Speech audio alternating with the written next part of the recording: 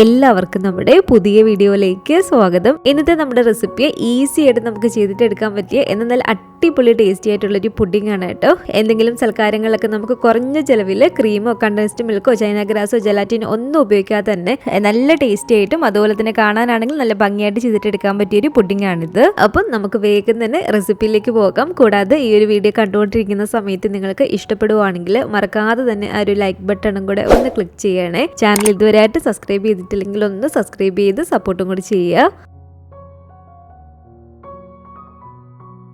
അപ്പോൾ ആദ്യം തന്നെ ഈ ഒരു പുഡിംഗ് റെഡിയാക്കാൻ വേണ്ടിയിട്ട് നമ്മൾ ഏത് പാത്രമാണോ എടുക്കുന്നത് ആ ഒരു പാത്രത്തിൽ കുറച്ച് ബട്ടറോ നെയ്യോ ഓയിലോ നമുക്ക് ഇതുപോലെ ഒന്ന് സ്പ്രെഡ് ചെയ്ത് കൊടുക്കണം കേട്ടോ.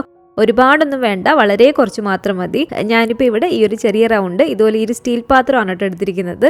ഈ ഒരു പാത്രത്തിൽ കുറച്ച് ബട്ടറോ നെയ്യോ അല്ലെങ്കിൽ കുറച്ച് ഓയിലോ നമുക്ക് ഇതുപോലെ ഒന്ന് സ്പ്രെഡ് ചെയ്ത് കൊടുക്കാം. ഞാനിപ്പോൾ ഇതിൽ കുറച്ച് നെയ്യാണ് കേട്ടോ സ്പ്രെഡ് ചെയ്ത് കൊടുത്തിരിക്കുന്നത്. ഇനി നമുക്ക് ഇതുപോലെ ഈ ഒരു പാത്രത്തിലേക്ക് 2 കപ്പ് അളവിൽ, അതായത് 1/2 ലിറ്റർ അളവിൽ പാല് ചേർത്ത് കൊടുക്കാം. നമ്മൾ ഇതിലേക്ക് പാലെടുക്കുമ്പോൾ വെള്ളമൊന്നും ചേർക്കാത്ത നല്ല ഫുൾ ഫാറ്റ് പാല് തന്നെ വേണം എടുക്കാൻ വേണ്ടിയിട്ട്, എങ്കിൽ മാത്രമേ നല്ലൊരു ടേസ്റ്റ് ഉണ്ടാകത്തുള്ളൂ. ഇനി നമുക്ക് ഈ ഒരു പാല് നന്നായിട്ട് ഒന്ന് ചൂടാക്കിയിട്ട് എടുക്കാം. നന്നായിട്ട് ഇതുപോലെ ചൂടായിട്ട് വരുന്ന സമയത്ത് ഇതിലേക്ക് മധുരത്തിന് ആവശ്യമായിട്ടുള്ള പഞ്ചസാര ചേർത്ത് കൊടുക്കണം. നിങ്ങൾക്ക് ഈ ഒരു പുഡിംഗ് കഴിക്കുന്ന സമയത്ത് എത്രത്തോളം മധുരം വേണോ അതിനനുസരിച്ച് വേണം കേട്ടോ നമ്മൾ ഇതിലേക്ക് പഞ്ചസാര ചേർത്ത് കൊടുക്കാൻ വേണ്ടിയിട്ട്. പഞ്ചസാരയ്ക്ക് പകരം നിങ്ങൾക്ക് കണ്ടൻസ്ഡ് മിൽക്ക് വേണമെങ്കിലും ചേർത്ത് കൊടുക്കാം.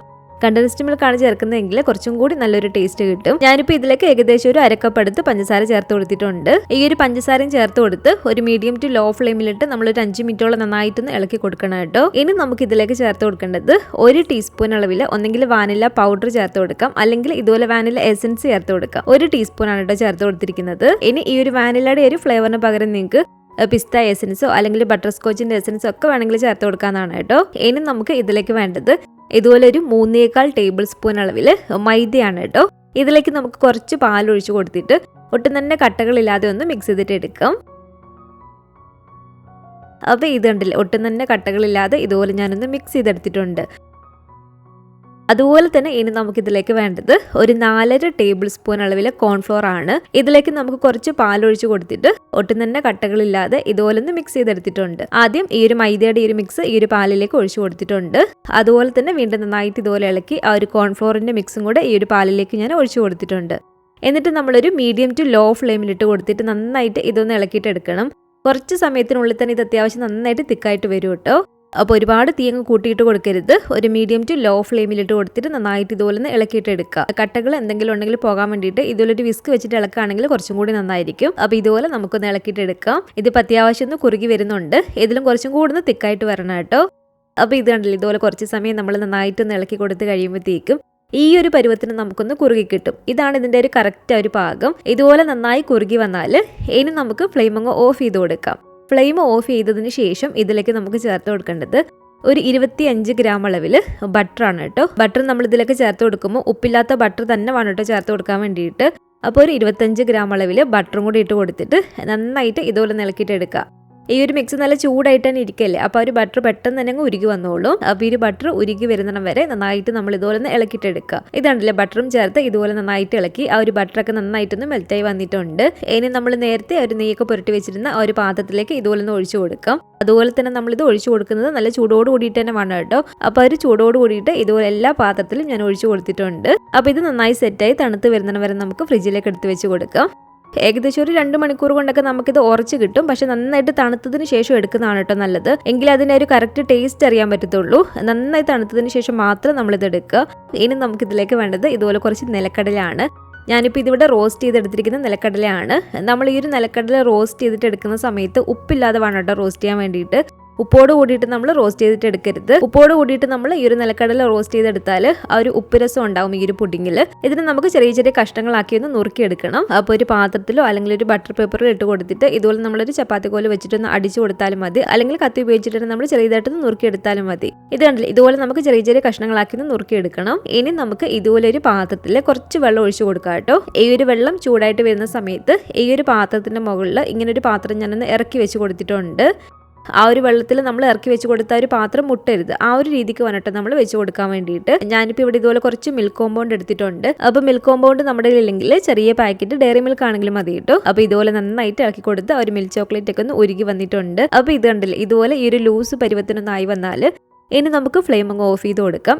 എന്നിട്ട് ഇതിൻ്റെ മുകളിൽ നിന്ന് ഈ ഒരു പാത്രം എടുത്ത് മാറ്റേണ്ടതാണ്. ഇതിപ്പോൾ കണ്ടില്ലേ, ഈ ഒരു പുഡിങ് നന്നായിട്ട് തണുത്ത് നല്ല സെറ്റായിട്ട് വന്നിട്ടുണ്ട് കേട്ടോ. നന്നായി തണുത്തതിന് ശേഷം എടുക്കുക, അപ്പോഴാണ് കഴിക്കാൻ നല്ലൊരു ടേസ്റ്റ്. ഈ ഒരു അറ്റം നമുക്ക് കത്തിക്കൊണ്ട് പതിയെ ഇതുപോലെ ഒന്ന് വിടിച്ചെടുത്തതിന് ശേഷം കൈ വെച്ചിട്ട് തന്നെ പതിയെ ഇതുപോലെ ഒന്ന് അടർത്തി കൊടുക്കുക. എന്നിട്ട് ഇതുപോലെ നമ്മളൊന്ന് കമത്തി ഒന്ന് കൊട്ടി കൊടുത്ത് കഴിയുമ്പോഴത്തേക്കും ഈസി ആയിട്ട് ഇതിൽ നിന്ന് ആ ഒരു പുഡിങ് അങ്ങ് വരുന്നതാണ്. ഇതുപോലെ നമ്മളൊരു പുഡിങ് എടുത്തതിന് ശേഷം നമ്മൾ നേരത്തെ റെഡിയാക്കി വെച്ചിട്ടുള്ള ആ ഒരു നിലക്കടലയില്ലേ, അതിൻ്റെ ഒരു സൈഡിലെല്ലാം തന്നെ ഇതുപോലെ ഒരു നിലക്കടലൊന്ന് ആക്കി കൊടുക്കുക. ഇങ്ങനെ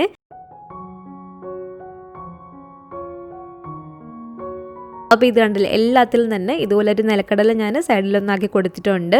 ഇനി ഇതിൻ്റെ മുകളിലേക്ക് നമ്മളിപ്പോൾ റെഡിയാക്കി വെച്ചിട്ടുള്ള ഒരു മിൽക്ക് ചോക്ലേറ്റ് ഇല്ലേ, അത് ഇതിൻ്റെ മുകൾ ഭാഗത്തായിട്ട് കുറച്ചൊന്ന് വെച്ച് കൊടുക്കുക. ഫുള്ളായിട്ട് വേണമെങ്കിൽ നിരത്തി ഇങ്ങനെ വെച്ച് കൊടുക്കാം. അതുപോലെ തന്നെ പ്രത്യേക ഒരു കാര്യമുള്ളത്, നമ്മൾ ഈ ഒരു പുഡിങ് സെർവ് ചെയ്യുന്ന സമയത്ത് മാത്രം ഈ ഒരു മിൽക്ക് ചോക്ലേറ്റ് ഒഴിച്ചു കൊടുക്കുക കേട്ടോ. ആ ഒരു സമയത്ത് മാത്രം നമ്മൾ ഈ ഒരു മിൽക്ക് ചോക്ലേറ്റ് ഇതുപോലെ റെഡിയാക്കി അതിൻ്റെ മുകളിലേക്ക് ഒഴിച്ചു കൊടുക്കാവുള്ളൂ. ഒരുപാട് സമയം നമ്മൾ ഇതിൻ്റെ മുകളിൽ അങ്ങ് വെച്ച് കൊടുത്താൽ ഇതങ്ങ് കട്ടിയാവും. അപ്പോൾ ഒരു സെർവ് ചെയ്യുന്ന സമയത്ത് നമ്മൾ ഇതുപോലെ ഒഴിച്ചു കൊടുക്കുകയാണെങ്കിൽ ആ ഒരു ചോക്ലേറ്റോട് കൂടിയിട്ട് നമുക്ക് ഇതുപോലെ കഴിക്കാവുന്നതാണ്. അല്ലെങ്കിൽ പെട്ടെന്ന് അങ്ങ് കട്ടിയാകാതിരിക്കാൻ വേണ്ടിയിട്ട് നമ്മൾ ഇതുപോലെ മിൽക്ക് ചോക്ലേറ്റ് ഡബിൾ ബോയിൽ ചെയ്യുന്ന സമയത്ത് കുറച്ച് ഫ്രഷ് ക്രീമും ബട്ടറും ഒക്കെ ചേർത്ത് കൊടുത്തിട്ട് ആ ഒരു രീതിയിൽ നമുക്ക് റെഡിയാക്കിയിട്ട് എടുക്കാവുന്നതാണ്. അപ്പോൾ ഇത് കണ്ടില്ല, ഇത്രയേ ഉള്ളൂ. വളരെ കുറഞ്ഞ ചേരുവയിൽ നല്ല ടേസ്റ്റി ആയിട്ട് നമുക്ക് ചെയ്തിട്ട് എടുക്കാൻ പറ്റിയൊരു പാൽ പുഡിംഗ് ആണ്.